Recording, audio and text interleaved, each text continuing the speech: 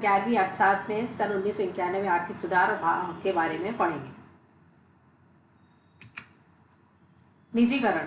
नई आर्थिक नीति की एक विशेषता यह है कि एक फलस्वरूप निजी क्षेत्र में विस्तार भारत में आर्थिक विकास के प्रारंभ में ही सार्वजनिक क्षेत्र में निजी क्षेत्र की तुलना में अधिक महत्व दिया गया, परंतु नए आर्थिक सुधार में सार्वजनिक क्षेत्र का विकास न करने तथा निजी क्षेत्र को प्रोत्साहन देने की नीति से निजी क्षेत्र के विस्तार में प्रवृत्ति को तथ्यों को स्पष्ट की गई।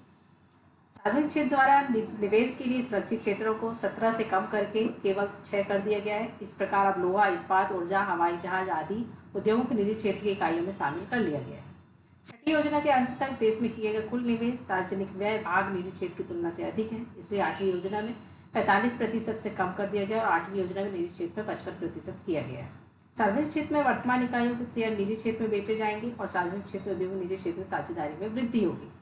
फिर भारत में निजी क्षेत्र में उद्योग निवेश का एक बड़ा हिस्सा राष्ट्रीय उद्योग वित्तीय संस्थाओं से आता है तथा ये संस्थाएं जो है नई योजनाओं के लिए ऋण देने समय अनिवार्य रूप से परिवर्तन संबंधी धारा के शामिल करती है। इससे यह विकल्प मिलता है कि यह ऋण शेयर पूंजी में बदल सकती है।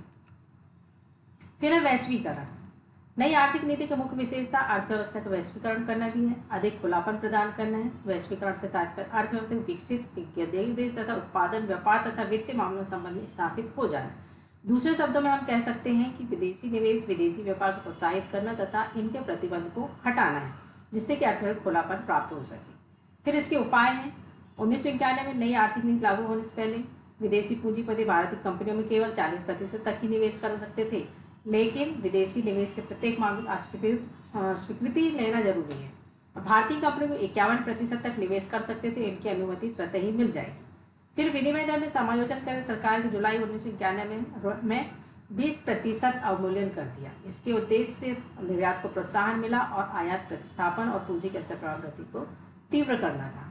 फिर 92-93 के बजट में निर्यातों को प्रोत्साहित करने के लिए भारतीय रुपये आंशिक परिवर्तनीयता कर दी गई थी।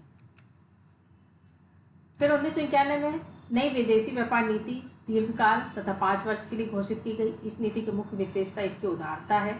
इस नीति में लगे नियंत्रण प्रतिबंधों को हटा दिया गया, खुली प्रतियोगिता को प्रोत्साहन दिया गया, सभी सुविधाएं प्रदान की गई। विशिष्ट वस्तु को छोड़कर किसी भी वस्तु का आयात निर्यात किया जाता था जिसमें सरकारी एजेंसियों द्वारा खरीदी एवं बेची जा सकती थी। वस्तुओं की संख्या को सीमित करके सभी व्यापार को समान अवसर दिए गए। इसकी एक विशेषता यह थी कि प्रशासनिक नियंत्रण को न्यूनतम कर दिए गए।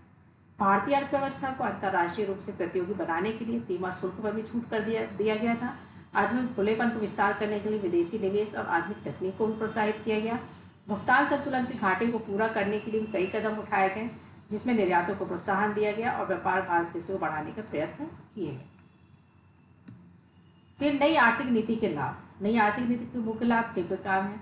नई आर्थिक नीति भुगतान संतुलन को तात्कालिक समस्या पर काबू पाने में सहायता प्राप्त हुई, जैसे चालू खाता अधिशेष, विदेशी विनिमय दोनों ही अच्छा खासा सुधार हुआ। इसके फलस्वरूप भारतीय अर्थव्यवस्था में अंतर्राष्ट्रीय विश्वास फिर से कायम हुआ है। आर्थिक सुधारों के परिणामस्वरूप देश में समृद्धि दर में वृद्धि हुई है। कृषि क्षेत्र, उद्योग क्षेत्र में उत्पादन को बढ़ा है। नई आर्थिक नीति के साधनों से कार्यकुशलता में वृद्धि हुई है। भारतीय आर्थिक कई कार्य कुशलताओं में ग्रस्त हैं, जिससे कि नई आर्थिक नीति के कारण प्रतियोगिता के माध्यम से दबाव का निर्माण करती है और कुशलता के स्तर में सुधार होता है।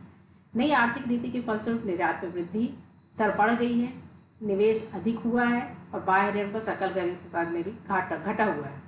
इससे उम्मीद की गई है कि स्थिरीकरण उपायों के कारण राजकोषीय घाटा कम होगा और स्फीति दर में नियंत्रण में भी रहेगी। फिर है नई आर्थिक नीति के दोष। इसमें कई दोष हैं, जिसके कारण कि जैसे कि राजकोषीय घाटे में कमी आई है, बेरोजगारी में वृद्धि हुई है, निर्धन वर्ग की वास्तविक आय भी कम हुई है, निर्धन वर्ग को मिलने वाली सामाजिक सहायता में भी कमी हो गई है, घरेलू बचत तथा निवेश की दर कम हो गई है, कृषि क्षेत्र में भी निवेश की दर कम हुई है। आर्थिक नीति के कारण पूंजीगत और आधारभूत उद्योगों के स्थान पर भी उपभोक्ता वस्तुओं के उद्योग को अधिक महत्व दिया गया है। इसी नीति के कारण आयात प्रतिस्थापन को भी कम महत्व दिया गया है। विदेशी तकनीकों में निर्भरता बढ़ गई है। स्टॉक बाजार में होने वाले लेन देन को अधिक महत्व दिया गया है। विदेशी विनिमय के हवाला लेन देन को रोकने के लिए सोने व चांदी के आयात की अनुमति दे दी गई है। नई आर्थिक नीति के परिणाम स्वरूप विदेशी निवेशकर्ताओं को दी जाने वाली उदारवादी सुविधाएं दीर्घकालीन हानिकारक सिद्ध हुई। आर्थिक नीति के फलस्वरूप उपभोक्ता वस्तुओं के आयात के लिए उदारवादी नीति अपनाई गई।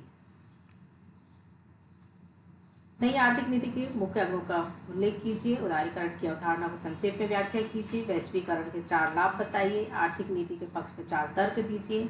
नई आर्थिक नीति के विपक्ष में 4 तर्क दीजिए।